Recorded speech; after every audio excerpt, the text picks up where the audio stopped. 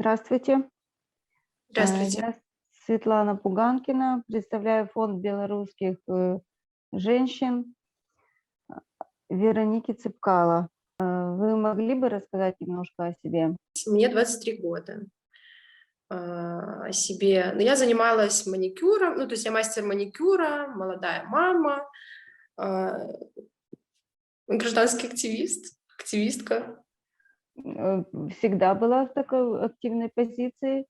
Или Но же да, я сейчас расскажу, как женщина, которая столкнулась с рядом каких-то таких, ну, нехороших ситуаций. То есть, да, я родила очень рано, в 15 лет, и мне пришлось как бы там до определенного возраста справляться вот с материнством одной, и мне было как-то не до политики. мгм. А, вот, но в лет так 20 я начала уже, ну, то есть я поднялась на ноги, да, окрепла и начала смотреть по сторонам. Вот, я в То есть первую в очередь. 20 лет тебя уже интересовали какие-то политические действия, да? Да, оно меня интересовало, но так как я проживала в маленьком городе, 13-тысячный город Столин, там никаких движений, ну, не происходило, но да, мне в первую очередь было очень не по себе, когда я узнала, что у нас есть политзаключенные, вот, и по каким делам они сидят. Меня это очень сильно возмутило, и с тех пор я начала, ну, как-то минимально поддерживать, то есть писать какие-то письма, отправлять какие-то деньги, подписывать их на газеты, да, переписываться и освещать об этом людей, которые были рядом со мной. То есть где-то я листовочки там клеила, где-то еще что-то, где-то кому-то так рассказала. Вот. Ну и да, и новости, новости, новости. И в какой-то момент, это была пандемия, когда началась, я так посмотрела, что у людей настроение очень-очень сильно так подутихло, да, и да, я смотрела Тихановского, хочу заметить, вот. Что Там тебя уже, сподвигло пойти собирать подписи? да, в мае месяце, в конце мая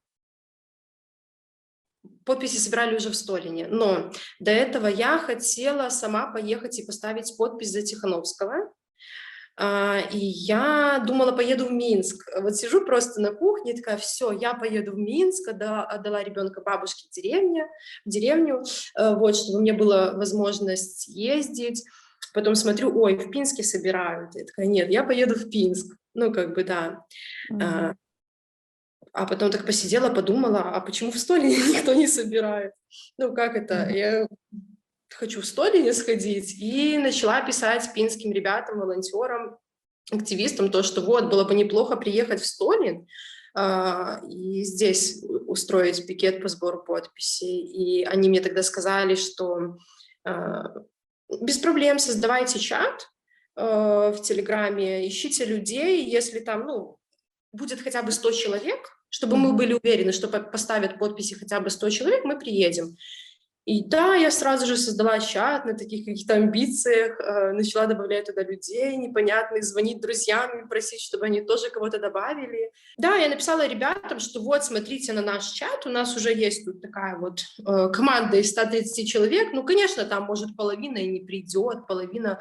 Ну, говорю, можно попробовать. Раз Мгм. в чат добавились, ну, значит, и на подписи придут. Когда ребята приехали, у нас просто спустя, наверное, час, ну, то есть, да, они приехали пораньше, мы пока там установили все, вот, у нас была толпа людей. И это было Мгм. очень так приятно, я даже не ожидала, то, что... И да, были разные возраста, были пенсионеры, были там, ну, 30 до 30, как бы, и Мгм. все, самое интересное, то, что все разговаривали, ну, то есть готовы были сказать и на камеру, там, да, был у нас журналист, сказать на камеру, почему они сюда пришли. То есть Мгм. они не боялись. Вот. Ну и да, мы в первый день собрали 333 или 5 подписей, и это как бы немного, но для нашего города это очень много. И люди как я и говорила, да, они были смелые, кто-то подходил там и оставался, а кто-то там втихарца прибегал, подпись поставил и убегал, потому что, ну, уже знали, что это будет происходить, и на работах людей начали запугивать о том, что вот, если вас Мгм. там видим, пеняйте на себя. Но люди все равно приходили. Как изменилась ваша жизнь после выборов в августе 2020 года? Ну, сбором подписей здесь не закончилось. Я стала координатором по Столинскому району, наблюдателей, собирала людей. Это «Честные люди» инициатива. И я пошла наблюдать за выборами, я пошла на свой участок, в свою школу, где когда-то училась. Там, там меня гоняла милиция. Вот. Вот, Гоняла только э, за то, что я хотела, то, что я сидела и считала, и то, что я хотела еще посчитать, поприсутствовать на подсчете голосов. Я имела на это право. И меня вот до обеда мне разрешили посидеть на участке, а мгм. уже после обеда меня начали выгонять с участка, потом с территории школы. И ну, уже к вечеру не удалось мне, конечно же, отстоять свое право, потому что я была одна, и со мной был мужчина-наблюдатель, ну, тоже уже в возрасте мужчинка, Мгм. вот, Сергей. И мы были уже просто за заборами, стояли, наблюдали. Но мы оказались такой угрозой для всей школы, что все участки закрылись там в 8-9, а наш Мгм. только к 12 часам.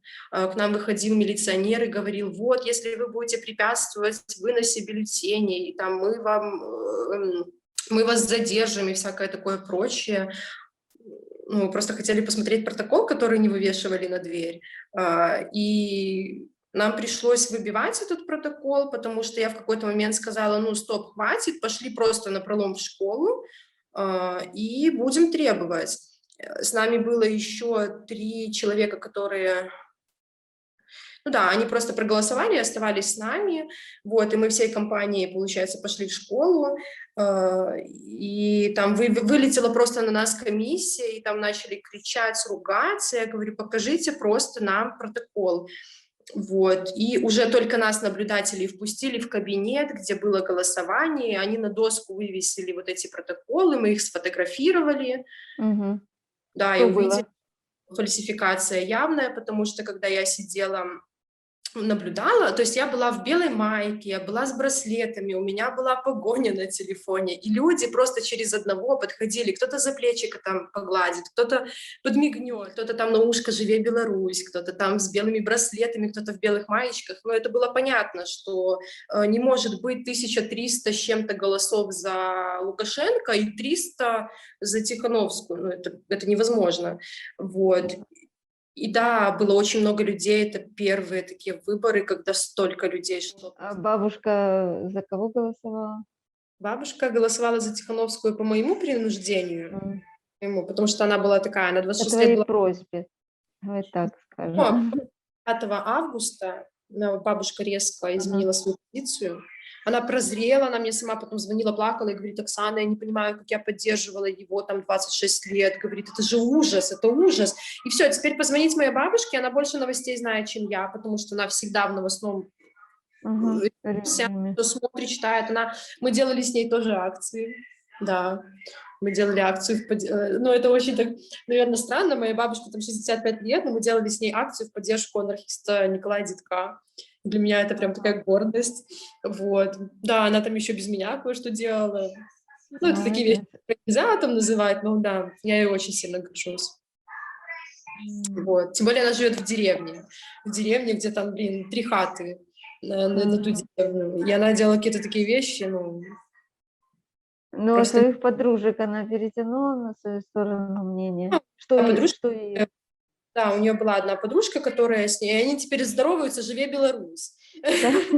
И это очень прям, ну, я не знаю, для меня это очень так приятно, и я прям очень сильно горжусь тем, что она все-таки решилась и поменяла свое сознание, то есть, ну, спустя 26 лет понять, что она не права, и признать это, да, и поменять свою позицию, это прям очень сильно. И у нас ничего не происходило. 9 августа люди не выходили, 10 люди не выходили, ну и 11 как бы не выходили. Я решила вызвать такси и проехаться просто к парку и посмотреть, есть ли у нас что-то на площади. Это было 8 вечера. Я была в майке «Столин для жизни», я в ней постоянно ходила. Вот, я просто выхожу к дороге, едет в город машина милиции, видят меня, разворачиваются, резко подъезжают, и мне говорят присесть. Я просто прошу, представьтесь. Вылетают 2 сотрудника милиции, скручивают меня за руки и просто закидывают в машину. Я обалдела. Ну, я не испугалась, но я немножечко, как сказать, я видела эти зверства, то есть у меня был интернет, я видела зверства 10 августа, 9 августа, и я просто не поняла, что происходит и почему меня задерживают именно так. В моем городе, где все друг друга знают, это маленький город, я просто не думала, что начнутся какие-то такие действия со стороны сотрудников милиции противозаконные. Да, я там предполагала, что могут покричать, повысить голос и что-то такое, но меня просто закинули в машину и по дороге начали на меня орать благим матом, то, что из-за таких, как ты, там гибнут наши братья, то, что ты вот такая-сякая, таких, как ты, нужно расстреливать. А сколько человек их было? 2 человека, зашли мы в РОВД, и спустя только 7 часов я оттуда вышла. Мне не давали никому рассказать о том, что я нахожусь там. Сначала меня завели в коридор и говорили дежурному: передайте ее кому-нибудь. Ну, а кому-нибудь это кому? Ну, да без разницы, ее там нужно допросить, опросить. Вот спросили, а что вы ее сюда привезли? Он говорит: а что ты не видишь по ней? Ну, майка «Столин для жизни». Я, ну да, сейчас. И вызвали. Просто сверху спустился сотрудник РОВД. Я не знаю никого звания, если честно. Да, я его знаю лично, потому что это маленький город. Он меня провел на 2-й этаж в кабинет, где было уже сотрудников 7. И они постоянно менялись, то есть кто-то заходил, кто-то уходил. Бывало больше, чем 7 человек в кабинете. Вот. Усадил в кресло, я начала задавать вопросы, по какой причине я здесь. Мне начали говорить: не придуривайся, ты все сама прекрасно знаешь. Ты была в Пинске и кидала коктейли Молотова в сотрудников милиции. И я тут поняла, что мне нужно замолчать, просто сидеть молча. Да, и единственное, что я дала, там мне начали спрашивать имя, фамилию, я дала просто паспорт молча, и они там записали, но все это время, то есть рассказывай, я молчу. Рассказывай, где была, куда ездила, что делала. Молчу. Они начинают кричать. То есть, ну, ты что думаешь, что мы тут все такие тупые, мы не знаем, что ты там коктейли Молотова кидала? И, ну, то есть пошел жесткий прессинг, кричали, ну, тоже, да, были маты, оскорбления, там, за эту майку, то есть мы сейчас на тебе ее порвем, и снять хотели. Вот. В какой-то момент я просто, ну, не помню полностью там каждую фразу, что мне это говорилось, да. В какой-то момент просто они мне начали говорить: ну, давай телефон. Я говорю: нет. А какие оскорбления были? Какие были оскорбления? Можешь вспомнить? Говори. Да, и тварь, и сука, и конченая, то есть таких, как ты, да, уже говорили, стрелять нужно, вы там предатели, много было разного. То есть это неприятно было. По кругу пустим тоже слышала, невзначай, вот. Но, если честно, как бы я думала, что да, меня просто пугают, и мне нужно сидеть, ссылаться на статью Конституции. Да? Когда я говорю про Конституцию, с меня смеются, когда я говорю про адвоката, с меня смеются. Я просто поняла, что, ну, типа, я ничего не могу сделать, и все. Они кричали там что-то себе, кто-то зашел в кабинет, ну, то есть они видят, что я там не хочу вообще ни с кем говорить, никому ни на какие вопросы отвечать. Зашел человек, я не знаю, его происхождения вообще. То есть он был в черной одежде. Как Мгм. потом я уже разговаривала с друзьями, они сказали, скорее всего, это ГБшник.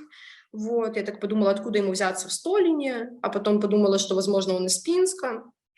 И он просто сел напротив меня в такую позу, и он, ну, как бы сжимал кулаки и кричал на меня, типа, тварь, говори, или я тебе сейчас не знаю, что сделаю. И вот тогда я начала разговаривать. Да, я начала разговаривать, я говорила, что я в Пинск не ездила, что ничего плохого не делала, вообще какие ко мне претензии. А, Я выбрала такую тактику, ну, они выбрали тактику хороший полицейский и злой полицейский. Возле меня сидел вот этот Мгм. Куртиня, и пытался что-то улыбаться, как-то меня там разговорить. Я поняла, что мне лучше общаться с ним, а на всех остальных просто закрывать глаза, да, и я начала говорить с ним. Вот. Ну, типичные вопросы. Почему ты там против Лукашенко? Почему? Я говорю, я не говорила, что я против Лукашенко. Ну, на тебе майка, которая сама за себя все говорит. Вот. В какой-то момент даже, да, телефон, я немножко оговорилась, телефон был у них, но он был заблокирован, и был пароль, и они начали требовать у меня разблокировать телефон. Я долго сопротивлялась, а потом у меня даже были мысли его разбить просто, но мне его в руки никто не дал. Меня вот Мгм. протягивали вот так, разблокирую. И когда я там уже находилась, еще я немножечко упустила момент, когда меня вот так пытали, мне стало плохо. Я начала спускаться со стула, там было очень жарко, мне не давали воды, у меня закружилась голова, я начала спускаться со стула, и они такие, ну что, может, тебе скорую вызвать? Я говорю, ну да, можно было бы, а больше тебе ничего не вызвать. И посмеялись, и я так понимаю, ну, как бы все. Правда, потом воды принесли. Телефон, я дала пароль, я разблокировала его, и они лазили, не знали, что найти, они не умели пользоваться телеграммом. То есть они телефон смотрели при тебе? Он просто сидел рядом и лазил в моем телефоне, смотрел мои фотографии, что-то удалял. Потом в какой-то Мгм. момент они нашли переписку личную с товарищем, и там были Мгм. такие строчки, типа, он спрашивает, ну что у вас в Столине? А я говорю, да ничего, никто не выходит, все боятся, я вот на Пинск поеду, я бус наняла. И все, у них щелчок, типа, ага, давай, значит, ты в Пинск собралась людей вести или что ты там собралась делать? И они такие уже потирая ладошки, ну вот мы типа и нашли, за что тебя тут. Вот, и пошел уже допрос. Да, и вот они написали, что якобы я призывала людей ехать, выходить на площадь Ленина в Столине и ехать на Пинск вот в соцсетях, в Телеграме. Я такая, ну окей, хорошо. И потом меня, я думаю, уже сейчас меня отпустят. Нет, Ну, меня подожди секунду. А как допрос проходил? В такой я же жесткой форме или ты уже просто, согласилась рассказывать все, что есть, и все? Я согласилась, но я молчала. Все просто вышли и оставили меня наедине с этим сотрудником, и он сам просто писал, а я молчала. Вот, у меня изъяли телефон, и я думала, что меня уже отпустят домой, но тут пришел еще один сотрудник милиции и говорит, ну, второй допрос. Я не поняла, почему. Ну, второе дело, это было за листовки агитационные. Я так еще смешно, как бы, ну, они же не запрещены. То есть агитация в период там выборов. Я говорю, хорошо, давайте. Я подписала все, и да, это дело прекратили, а по 23-34 не прекратили. Ну, а я вышла на улицу вместе с этим сотрудником, который меня первый допрашивал, ну, вот этот протокол за Мгм. 23-34 составлял. И мы с ним разговаривали на улице, и он был ну, то есть по поводу выборов, по поводу перемен и всякого такого. И он, ну, я не понимаю, зачем ты вышла? Я говорю, да как, ну как можно не понимать? Я говорю, против власти я показываю свое волеизъявление, да, я не хочу вот это все терпеть. Говорю, вам нравится так жить? А он такой стоит и размышляет, ну нет, ну у меня зарплата маленькая, у жены тоже. Ну а что ты думаешь, если поменять президента, то что-то лучше станет? Я говорю, так вы попробуйте. Он такой задумался, говорит, ну возможно. Это было тоже интересный такой момент. Мгм. Мне угрожали о том, что я, если буду носить майки, вот всякие провокационные якобы, да, то я буду находиться в отделении РОВД вновь и вновь. И вот я жила с этой мыслью, что меня могут спокойно на улице задержать 10 месяцев. Вот, находясь в Беларуси, мне было страшно. Пожалуйста, о суде. Э, Первый суд прошел без меня. Я, естественно, написала кучу жалоб на сотрудников милиции. А как это суд прошел без тебя? Мне назначили суд, ну, допустим, суд 15 числа, а 13 звонят моему адвокату и говорят, пусть она придет 14. Адвокат говорит, почему? Ну, там же дело, срок давности прекращается, пусть придет 14. Звонит мне моя адвокатка и говорит, вот они так попросили. Я говорю, ну так пусть повестку мне пришлют, я без повестки не приду, мне какая разница. И да, я просто сидела дома, они там, я не знаю, может, они приносили повестку на адрес, у меня была съемная квартира, но прописка другая, может, приносили, может, не приносили, не знаю. Ну, я просто 15 числа с группой поддержки пошла на суд, а мне говорят, а вас уже судили вчера. Я говорю, серьезно, а как это без меня судили? Они, ну вот так судили. Я говорю, ну это в принципе невозможно, у вас даже не было... То есть мы, говорят, мы вам повестку отсылали, а вы по повестке не пришли. То есть секретарь записывает дело суда, дело производства ведет, и она не может ответить на твои вопросы, она ничего не знает. Да, а мы еще пришли, Мгм. как бы, со мной было 7 человек и журналист, и она очень сильно испугалась, у нее там начались трястись руки, она там закрыла свой бейджик. Я говорю, вот вам не стыдно вообще? Вы же понимаете, что вас сверху спустили сюда как пушечное мясо? Ну, говорю, как вы вообще к этому относитесь? То, что сейчас я напишу жалобу, и получите вы, не судья никто, а получите вы. Ну, она была очень такая расстроена. И по поводу книги жалоб, от меня закрывались все двери на ключ. Я стучу в один кабинет, там канцелярия, говорю, книгу жалоб, мне сразу человек выходит, закрывает дверь на ключ и уходит. То есть все ходили, совещались. Я просто в какой-то момент подошла к дежурному и говорю, если мне сейчас не выдадут книгу жалоб, я вызываю сюда милицию. И да, резко пришла женщина и говорит, пройдемте со мной в кабинет. Она мне дала книгу жалоб. И что самое странное, я вообще очень сильно удивилась, то, что моя запись была первая после записи там какого-то человека в 2015 году. Да, суд проходил 1,5 часа мой, новый. Он был вовремя, все. И вот председатель суда проводил его очень так красиво, что у нас, ну, я, естественно, была с людьми, которые пришли меня поддержать, что у нас было такое ощущение, что что-то вот будет, ну, другое, потому что он допрашивал, там было 3 свидетеля милиционеров, один даже младше меня был, я не знаю, каким боком он там свидетель, вот. И он их допрашивал, они путались в показаниях своих, и он их на этом ловил, и этот суд проходил максимально красиво, и действительно, ну, мы думали, что будет какая-то развязка.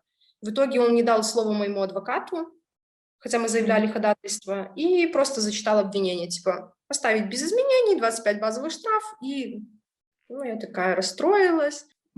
Еще, кстати, да, меня же судили не по переписке в Телеграме, а потом просто переделали протокол на то, что я вот была на митинге, участвовала. Я об этом забыла уточнить. Домой приходили еще после этого с обыском. Да, но меня просто вызывали По какой причине они уже пришли еще? всё время в плане репрессий, да, ну, как бы летом, все лето возле меня стояла машина милиции возле дома. Там были периоды, что там день могла не стоять машина, 2 могла не стоять, но там 3 дня подряд она стояла. Это, я считаю, что было психологическое давление, да.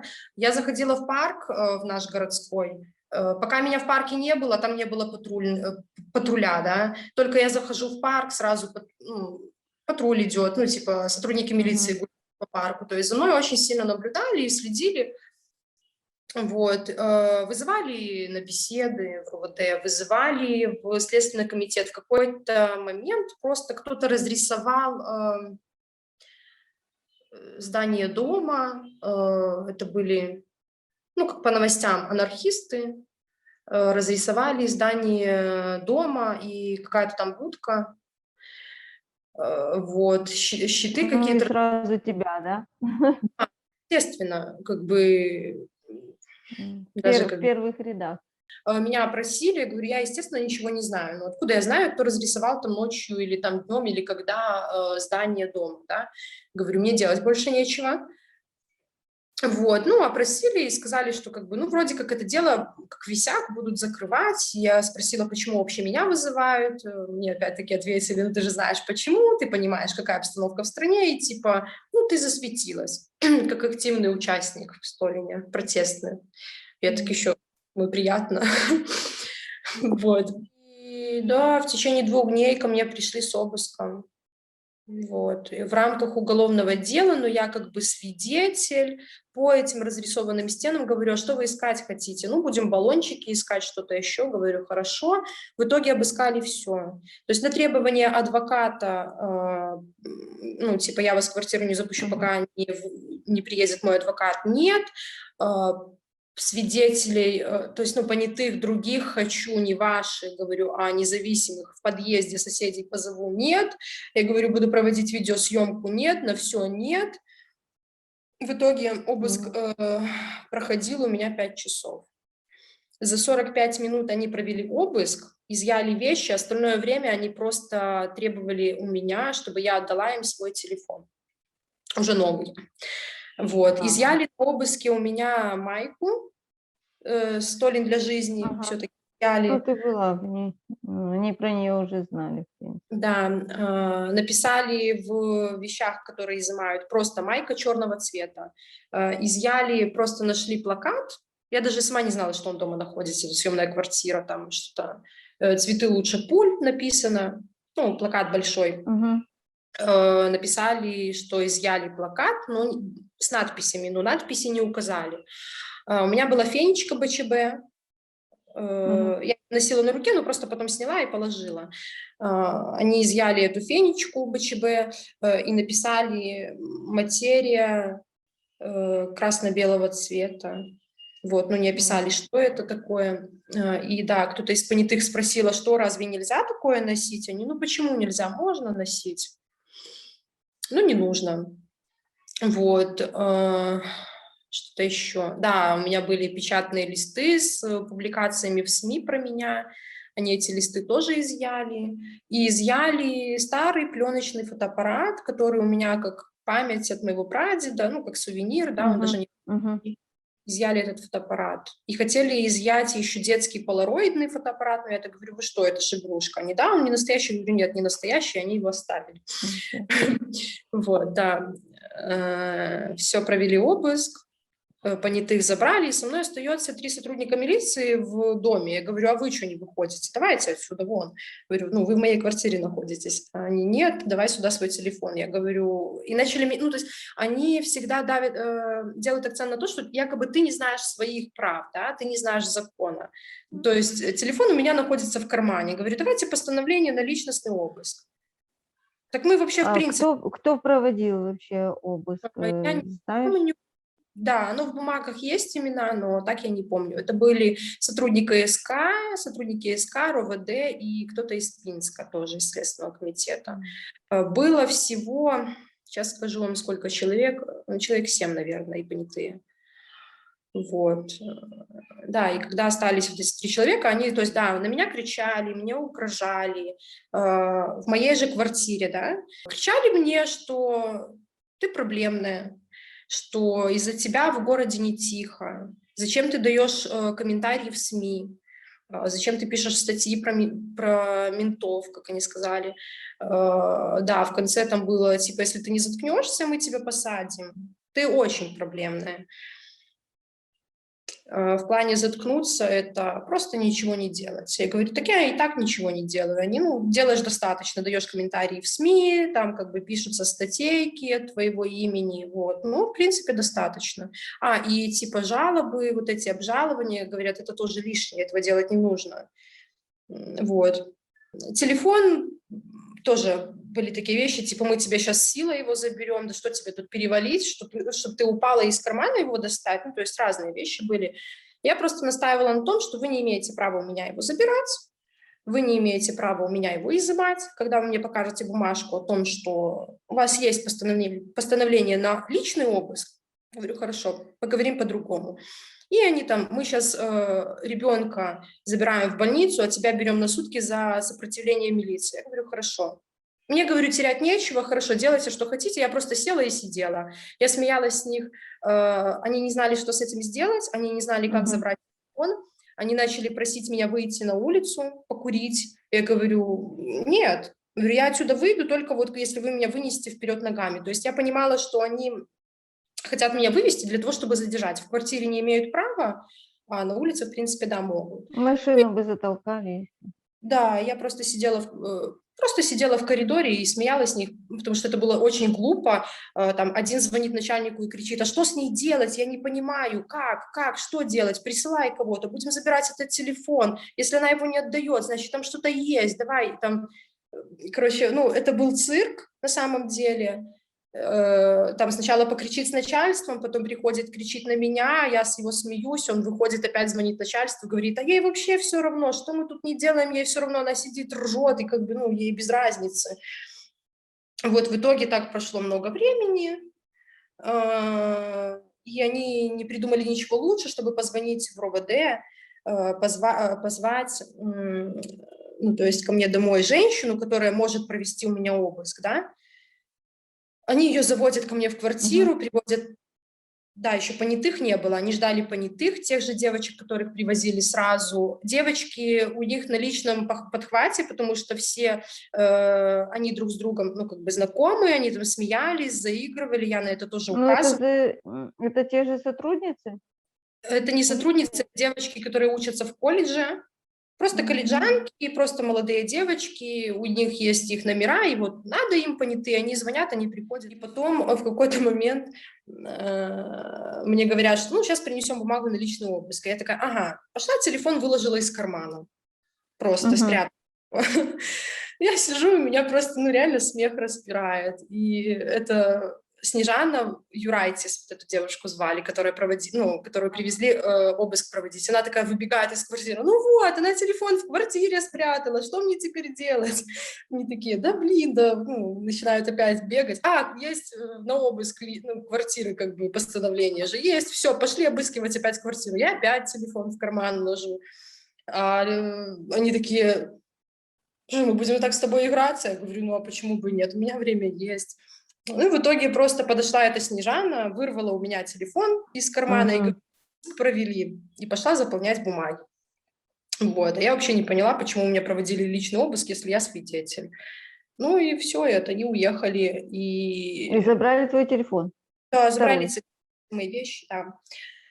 Честно скажу, состояние было такое, что я тогда была готова, что я уже поеду далеко и надолго, вот, но мне было страшно. Что-то было в телефоне?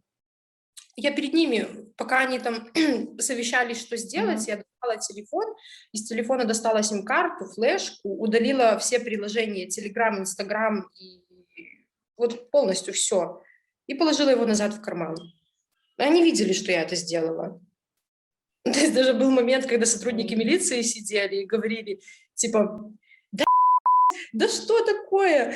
Да эти следаки работать не умеют. Да она сейчас подумает, что мы работать не умеем. И такой стоит, да я уже сам думаю, что мы работать не умеем. Ну, то есть они очень переживали, что я потом дам какой-то комментарий в СМИ, что вот они такие сяки. Звонили в пятницу и сказали, к тебе в дверь стучит соцопека.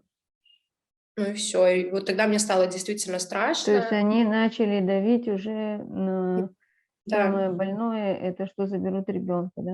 Ребенка, да. Ну, то есть мне стало страшно, я испугалась за то, что действительно ребенка изымут. И я просто собралась, наверное, ну, там полчаса я собирала вещи, я выезжала из квартиры. Это, ну, вот самое страшное, когда мы собирались и уезжали. То есть все, что было до этого, это такое, это цветочки, потому что ты едешь, ну, непонятно куда, непонятно зачем, у тебя ничего с собой нет, нет ни денег, ничего вообще. Вот. Да, я увидела маму ровно на 3 минуты. У меня 4 братика маленькие. Я просто подошла попрощаться. Они не знали, что я уезжаю. Я звоню, говорю, мам, выйди, пожалуйста, с детьми. Она выходит. Я говорю, я вот сейчас уезжаю. Не знаю куда, не знаю ничего, говорю, не спрашивай, когда приеду, ну, будем с тобой связываться. И мама стоит, плачет, дети рыдают. Мой ребенок не знает, что происходит, потому что я не успела ей сказать об этом. Вот, я плачу, и все, села в машину, нас везут в Минск. В Минске мы попали в аварию. Тогда был метель, снегопад, заледеневшие дороги. Да, мы попали в двойное ДТП. Оксана, скажи, если бы повернуть время вспять, сделала бы то же самое? Да, да, я бы, ну, мне много задают этот вопрос, то, что поменяла бы ты что-то, говорю, нет. Ну, то есть я бы все равно это делала. Я не могу идти на сделки со своей совестью. Если бы я ничего не делала, я бы себя просто морально съела бы. И я считаю, что, да, никто, ну, то есть было, да, первое время как-то обидно на своих жителей своего города, потому что я очень много хотела ездить в Минск, там, на пикеты, там, но я оставалась всегда в городе, потому что я чувствовала, что я здесь нужна. Я вот одна такая, я здесь нужна, я кому-то подскажу, кого-то, ну, то есть буду проводить агитации, буду то. И в итоге, да, я потеряла свой бизнес там, да, я потеряла свой дом, в конце концов, я чуть не потеряла ребенка. Но, ну, то есть, я что-то делала, Что поэтому нет. можете пожелать нашим смелым белорусским женщинам? Ой, терпение, сил, конечно же, но и, я не знаю, самое главное, это чтобы они понимали, что они не одни, и всегда есть поддержка. Вот, потому что когда есть поддержка, все переносить как бы легче. И репрессии легче переносить, и какие-то сложные жизненные ситуации легче переносить.